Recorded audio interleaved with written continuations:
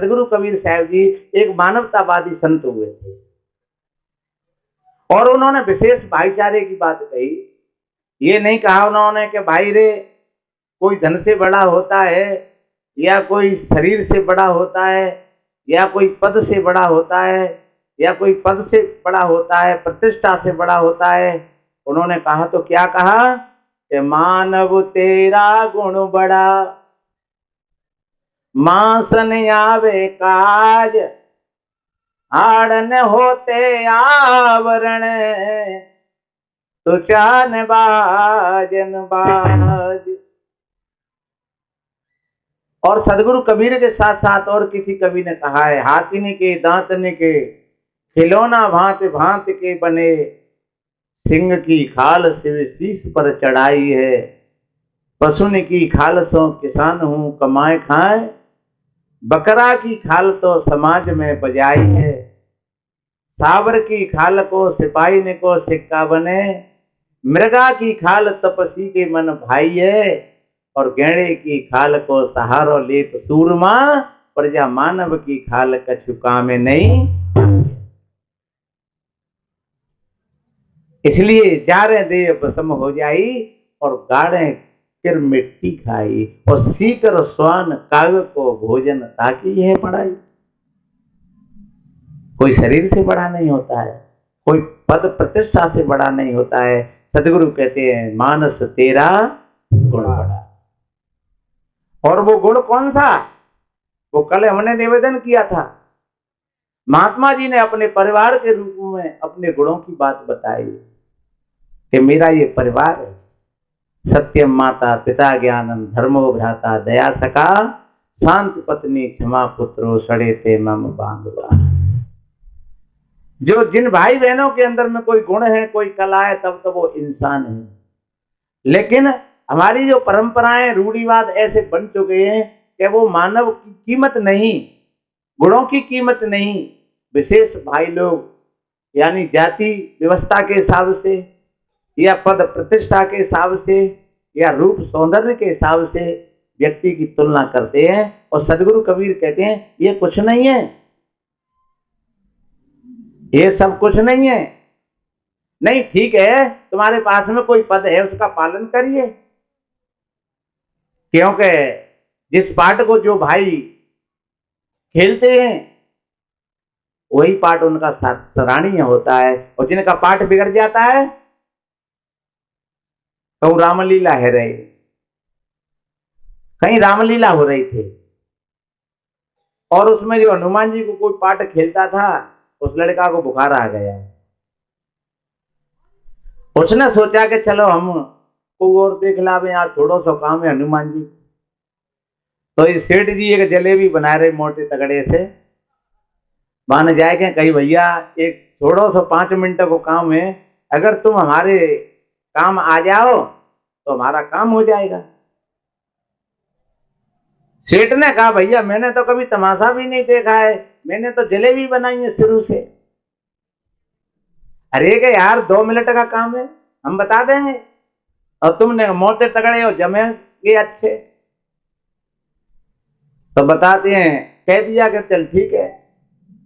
सेठ जी शाम को 7 बजे नहा धो करके पहुंच गए और उनको हनुमान जी की पोशाक पहनाई दी, सिंदूर बिंदूर लगा करके तैयार कर दिए और कहा कि देख जब रावण आएगा तो वो पूछेगा कि तुम कौन हो, तो तुम बोल देना मैं हनुमान हूं। फिर वो पूछेगा तुम क्या काम करते हो, तो तुम बोल देना कि हम राम जी की सेवा करते हैं। फिर पूछेगा यहां पर क्यों आए, कि हम सीता जी की खोज करने के लिए आए। बस इतना ही काम, तब तो कोई बात नहीं है। और सज्जनों वो मुस्टका लेकर के और जैसे मंच पर पहुंचा और पर्दा को उठाया तो रावण निकला हा हा हा हा हा करता हुआ, सोई बनिया के पाए कभी गए। रावण ने कहा तू कौन है? वो बोले भैया हूं तो बनिया हूं। क्या करता है? तो भैया हूं तो जलेबी बनाता हूं। यहाँ क्यों आया? तो भैया 50 रुपया में ले आए मुझे, भाग यहां से। और पाठ खराब हो गए। ये उदाहरण है। संसार रंग मंच है, हम सब छोटे बड़े खिलाड़ी। संसार रंग मंच है, हम सब छोटे बड़े खिलाड़ी। है पत्नी अपना पार्ट खेलती है, पति अपना पार्ट खेलता है, बहू अपना पार्ट खेलती है, सास अपना पार्ट खेलती है, पर अपना पार्ट कहीं बिगड़ नहीं जाए, ये ध्यान रखो। अगर पार्ट बिगड़ गया बहू का तो लोग कहेंगे अरे फलाने की बहू तो बेकार है। कहाँ की मोड़ी? अरे फलाने गांव की। कौन की मोड़ी? अरे फलाने की मोड़ी है। दो परिवारों की बात बिगड़ी कब? जब बहू का पार्ट खराब हुआ।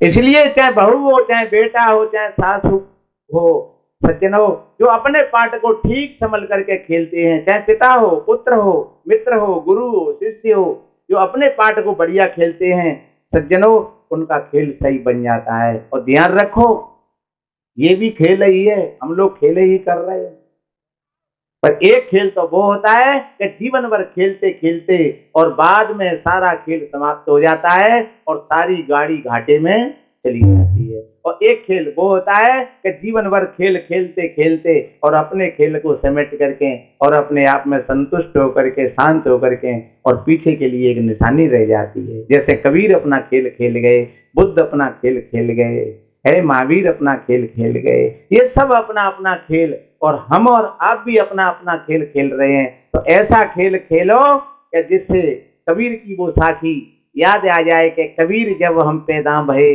जग असा हम रोए, ऐसी करनी कर चलो हम हासे जग होए। और कोई अलग बात नहीं है। देखिए कबीर साहब जी ने कहा है, सबसे तो सांचा भला जो सांचा दिल होए, सांच बिना सुख नाय ना कोट करे जो। हमारे यहाँ उपदेश में भी 10 दोषों की बात बताते हैं।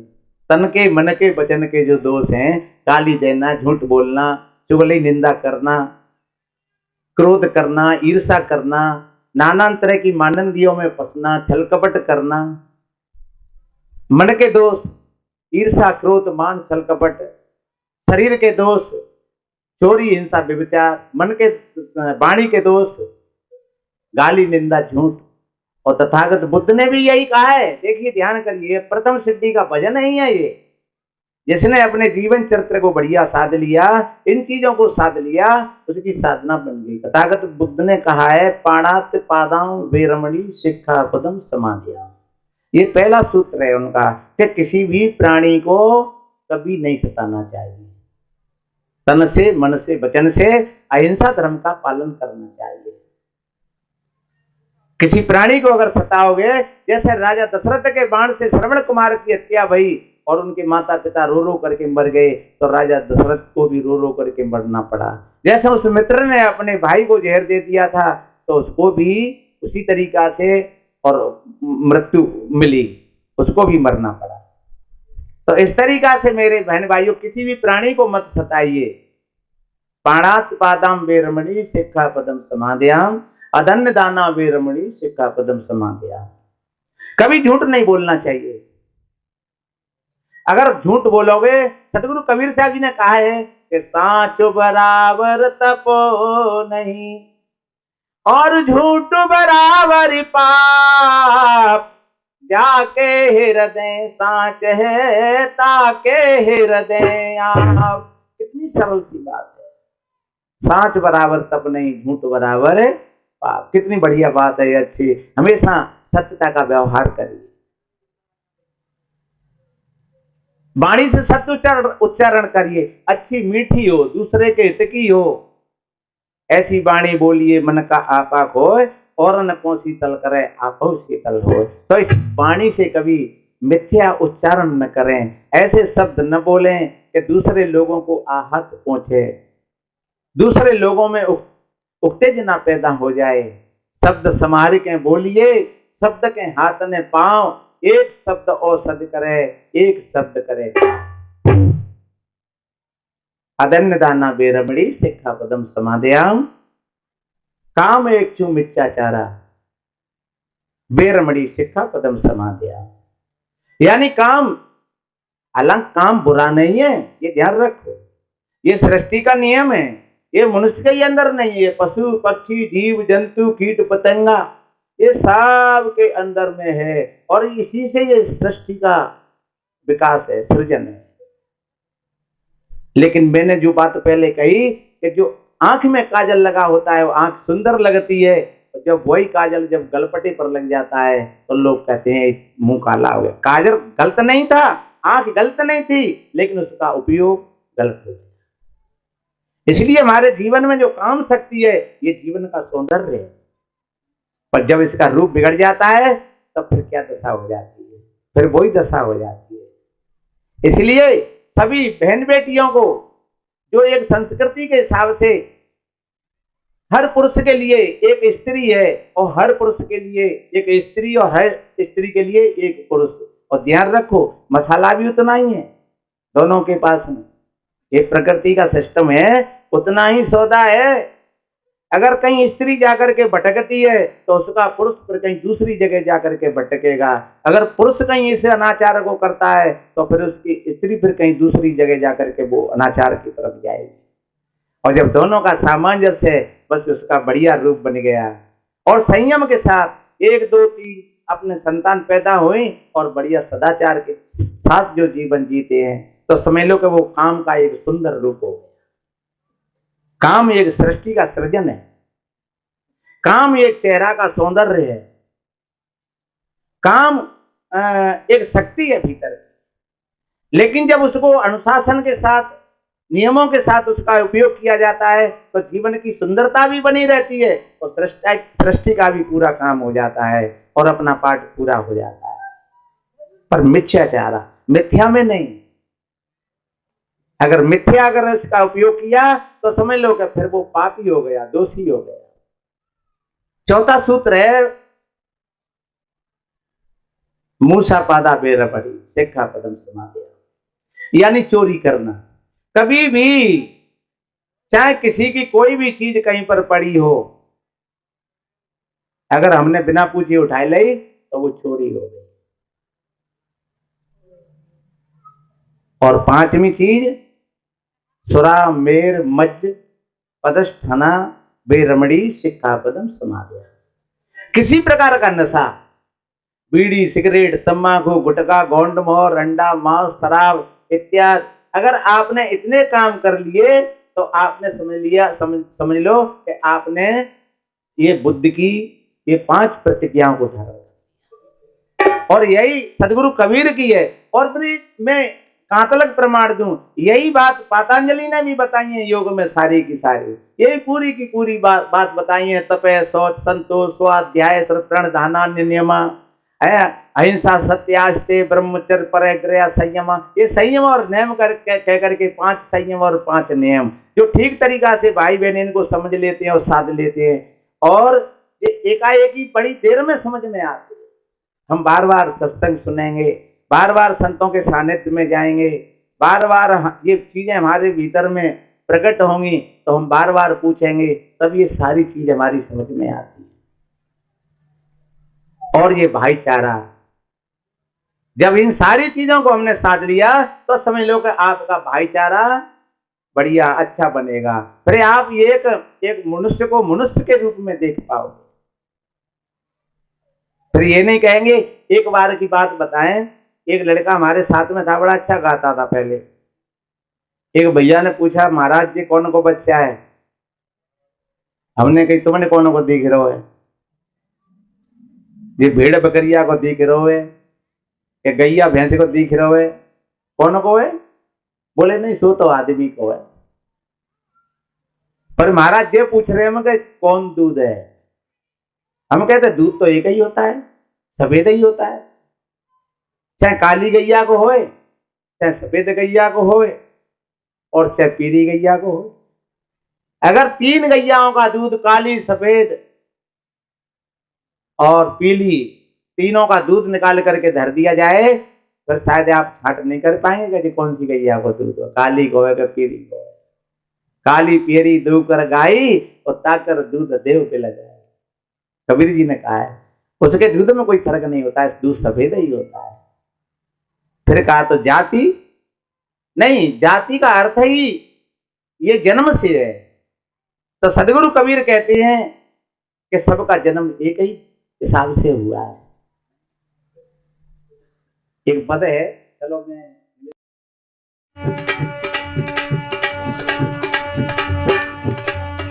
कऊ दिन पले सुआयुड़ी जावेंगे मती गर्व करियो मेरे भैया। कऊ दिन पले सुआयुड़ी जावेंगे मती।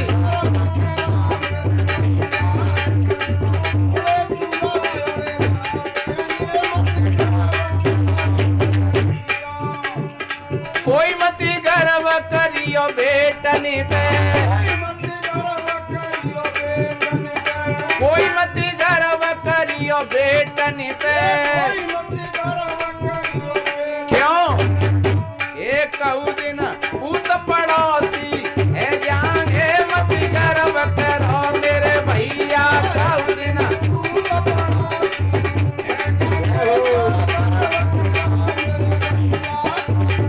भले सुहायुड़ी जावेंगे मती।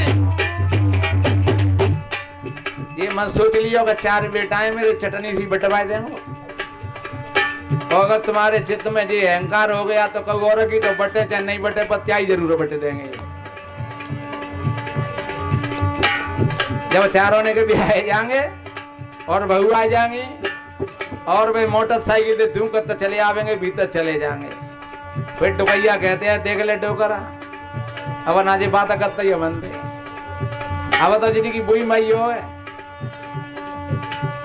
डोकरा कहते चुप रहे, 2 रोटी खानी है चुपचाप तो खाए ले। उन्हें जिनू में मामलो गड़बड़ है जाओ। इसलिए मेरे बहन भाइयों, कितनी ताकत थी 4 बेटाओं की, लेकिन आज एक दिन बुड्ढे ने कहा अरे बेटा, अरे बहू ने चाय ते आतन में आगे पत्ते ने एक गिलास दूध दे दियो, नहीं हो तो बहू ने कही डोकरा मल्ला ही करेगो। मोड़े ने कहा दूध ना आते जा डोकरा दूध पिया दे। एक बार डोकरा ने कही के लल्लू, अरे बेटा मेरी कमीज फट गई है, एक कमीज चलाए दे। मोड़ा ने कहीं डट जाता हो ना, वही मोड़े ने की तो फीसना भरी, तू जा रहा मेरे कागो बैठो रहा चुपचाप। एक काऊ देना पूत पड़ोसी है जागे मत कर्म करो मेरे भैया। काऊ देना पूत पड़ोसी है जागे मत कर्म करो मेरे भैया। काऊ देना बड़े सुहाई जावे। और देखिए, कोई मत गर्व करियो बेटी नी पे,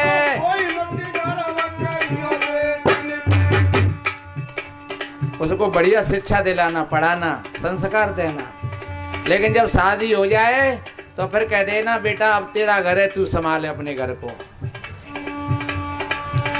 लड़का आता है लेने के लिए और वो कहता है मम्मी हम ले जाएंगे, और माँ कहती है बेटा 2 दिन आप बहुत छोड़ दो ना, हम तो ले जाएंगे, आ जाइए मम्मी ने कह दिया। तो वो ले जाएगा और भेज देना चाहिए। इसलिए सदगुरु कहते हैं अब तुम्हारा कुछ नहीं है,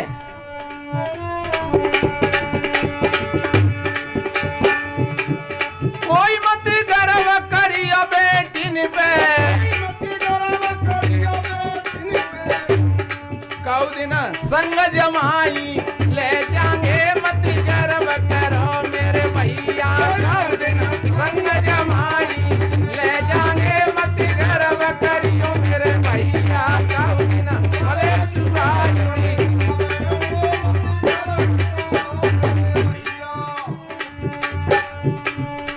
और वास्तव में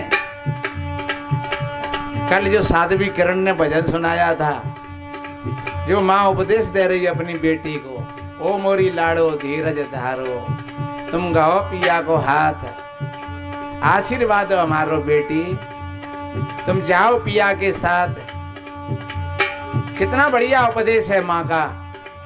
और जो माता पिता इस तरीका से अपनी बेटियों को उपदेश देते हैं, लेकिन आज उपदेश की बहुत कम कीमत रह गई है। लोग कहते हैं कि हमारी लड़की तो अफसर बन जाए। नहीं, अच्छी बात है बन जाए तो, बहुत अच्छी बात है। अगर उसमें संस्कार बढ़िया होंगे तो वो अफसर बन करके समाज का कल्याण करेगी। इसलिए पढ़ाओ लिखाओ जरूर, लेकिन उसको शिक्षा और संस्कार जरूर दो। और फिर उसके साथ साथ उसको ये उपदेश दो कि बेटी अब अपने घर को किस तरीका से बनाना है। देखिए उस पर अहंकार मत करना। ये कहू देना संग जमाई ले जाएंगे मती गर्व करो मेरे भैया, संग जमाई ले जाएंगे मती गर्व करो मेरे भैया। कहू देना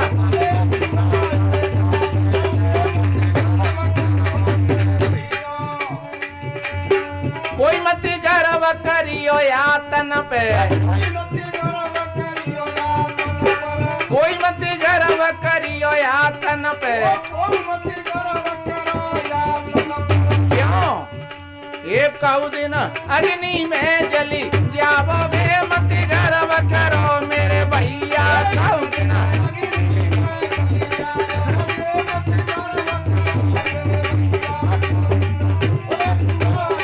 जावेंगे मती गर्व करो मेरे भैया। कहू दिन भले सुवाई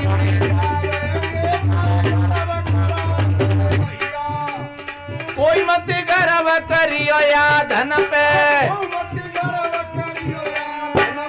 कोई मत गर्व करियो या धन पे। क्यों? एक कहू दिन घड़े खजाने रह जाएंगे मत गर्व करो मेरे भैया। कहू दिन घड़े खजाने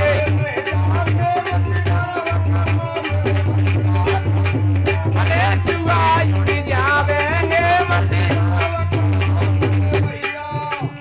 कहे कबीर शरण ले गुरु की, कहे कबीर शरण ले गुरु की। अरे तुम्हें भव से पार लगावेंगे मती गर्व करो मेरे भैया। तुमको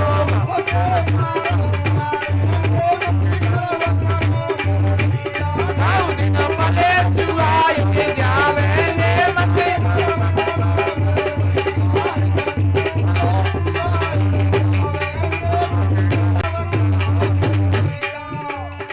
भैया ले सदगुरु की शरण उमरिया बीती जाए रही है। यारा ले सदगुरु की ओ बीती जा रही है, उमरिया बीती जा रही है।